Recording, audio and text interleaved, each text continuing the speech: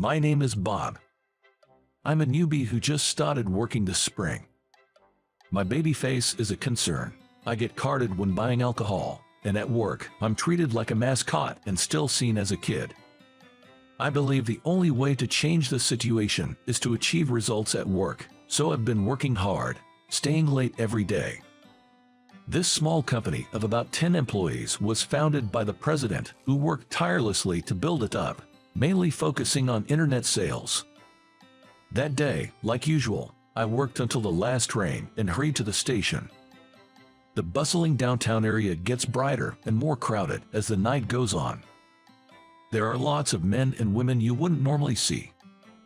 There are guys who look like nightclub hosts trying to attract customers, and women in flashy, revealing clothes walking quickly. I'm not comfortable with this atmosphere. It feels so alien and even scary to me. I just want to get through it quickly. As I'm running at full speed, I hear a voice say, "Ouch, I had bumped into someone. Sorry, I was in a hurry." I apologize and see that it's a group of tough-looking guys. This is bad. I instantly felt that. The guys were smirking at me. "I'm really sorry. Excuse me." "Hey, wait up, man. You think that's the end of it?" As I try to walk away, one grabs me by the collar. "Own it, what a mess. I'm done for." I got punched. They kept hitting me as if they were in a really bad mood. It hurts. Pain shoots through my body. But after a while, either my brain numbed or I stopped feeling the pain. "Police, over here, they're fighting." A girl's voice sounded from afar. The tough guys panicked at the sound and scattered in all directions like baby spiders. "Ah, it's finally over." I tried to get up, but my body wouldn't cooperate. As I staggered to my feet, the girl offered her hand. "There's a park right there, sit on a bench, I'll go buy some antiseptic." With that, she ran off. Lying on the park bench with my eyes closed, she returned with a bag. "Use this." She handed me a wet handkerchief, antiseptic, and band-aids. Even in the dim park, her bright blonde hair and torn, distressed shorts stood out, giving her a bit of a tough look.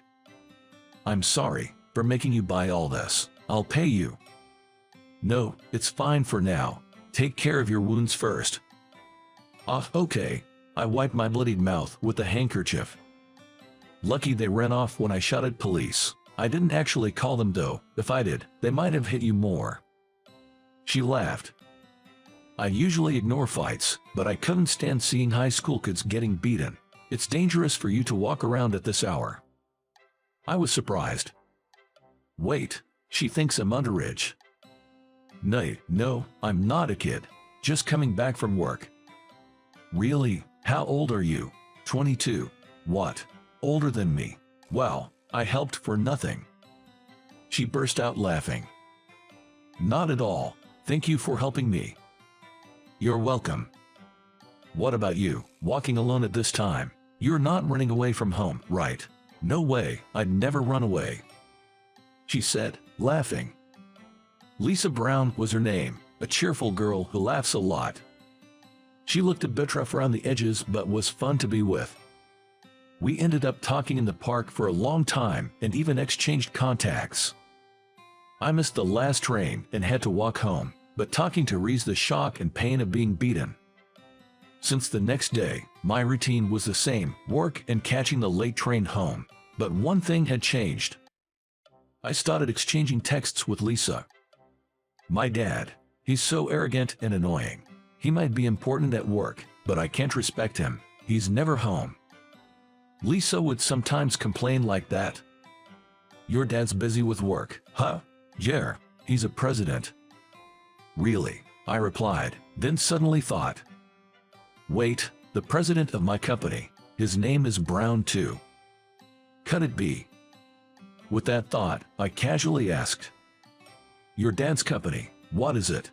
I texted her the name of the company where I work. "Yay, that's right. Wait, how do you know?" I couldn't believe it. I was shocked by her response. I never imagined Lisa was the daughter of my company's president. When I mentioned it, surprisingly, Lisa seemed pleased. Later, I was called in by the president, and President Brown said with a smile, "Don't be nervous, take a seat. I hear you're close with my daughter, Lisa." I had been worried about getting in trouble, but his cheerful manner suggested otherwise. In fact, Mr. Brown seemed happy. "Lisa doesn't have many friends because of her personality. Please keep being good friends with her." I was relieved, though a bit taken aback. I had been worried about accusations of seducing his daughter, but that was needless. Afterward, perhaps because her father approved, Lisa started contacting me more. "Bob, let's hang out. How about karaoke? Do you know what's trendy? I've been curious about the cake buffet at that store. Let's go together. Our goal is to eat 10 pieces each." Because of Mr. Brown's approval, I could go out with her during lunch and return a bit late without worry, and if she invited me for dinner, I could leave work early without any issue. It seems Mr. Brown was right about her having few friends. She often called me out to different places to eat or hang out. She might be self-centered, but not a bad person. She looks a bit rough, though.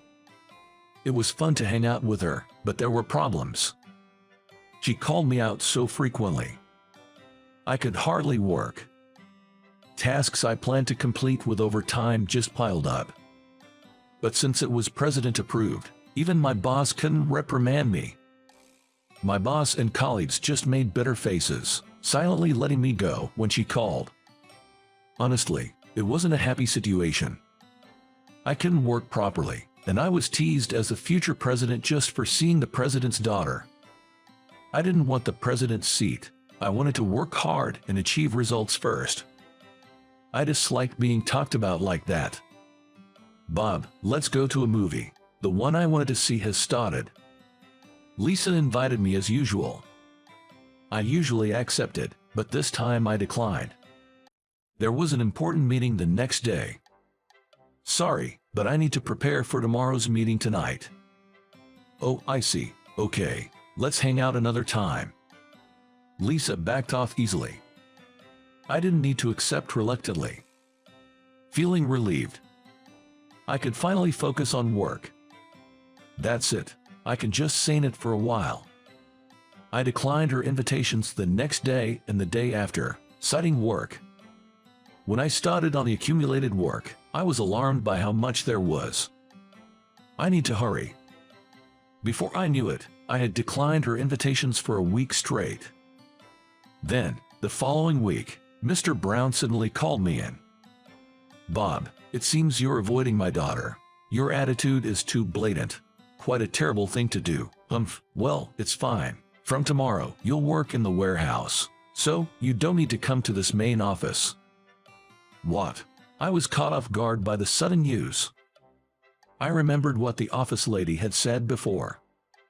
When the company wants to let an employee go, they make conditions tough so they'll quit on their own. And there were rumors that the warehouse was exactly that kind of place. Why? Why is this happening all of a sudden?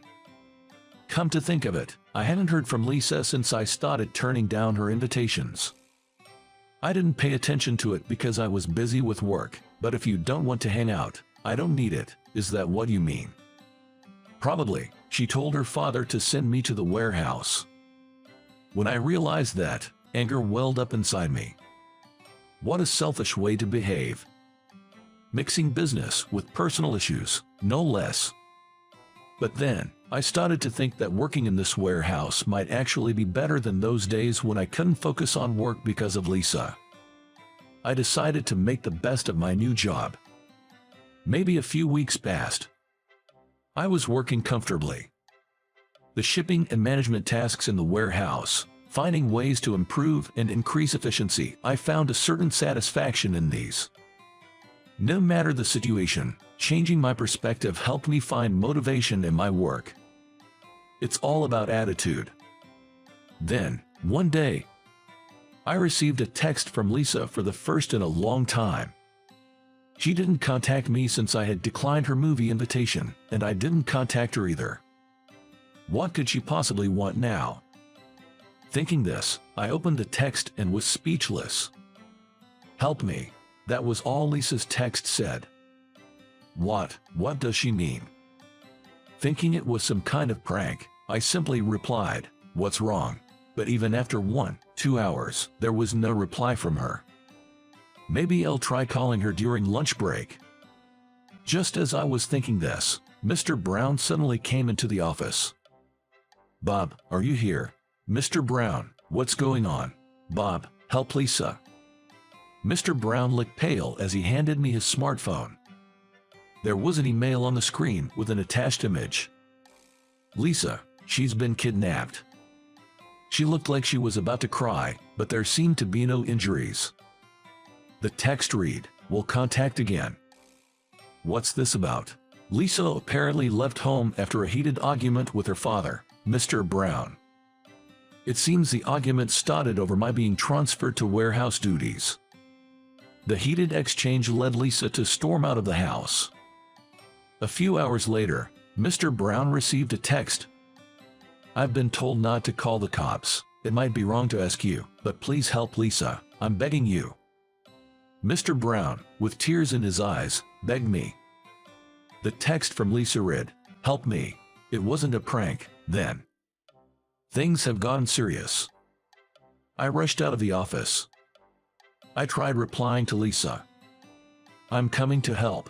Where are you?" A few minutes later, I got a reply. "The red abandoned building in the downtown area." I forwarded the text to Mr. Brown and ran to the location.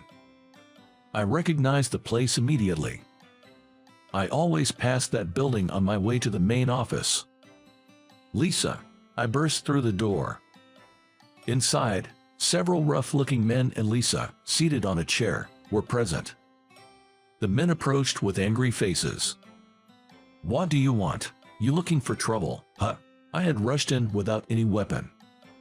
I had no plan of action. "This is bad. I'm going to get beaten up." The men approached menacingly, and I felt fear. I wanted to run. But if I ran, Lisa would be left behind. A desperate situation. Just as I closed my eyes, accepting my fate, I heard police sirens outside. The sound stopped right in front of the building. To our surprise, police officers burst in. "Freeze! Give up!" The men were quickly subdued. Lisa and I were rescued in no time. The police are incredible.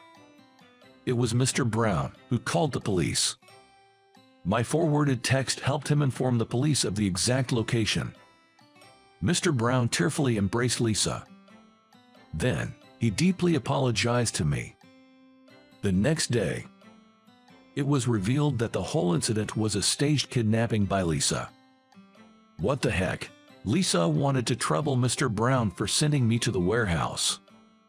I thought it was because I kept refusing your invitations that Lisa told Mr. Brown to punish me. No way, I didn't say anything to Dad. I just told him we hadn't met recently because you were busy, and he misunderstood it. He got mad thinking it was wrong to avoid his daughter, resulting in the warehouse transfer. I didn't know about it and argued with him over such a cruel act. Sorry, I just wanted to teach Dad a little lesson. It seems Lisa was inwardly panicking as her father, not I, was supposed to come to the scene. On reflection, it was odd that she could text while being kidnapped. I couldn't think that far at the time.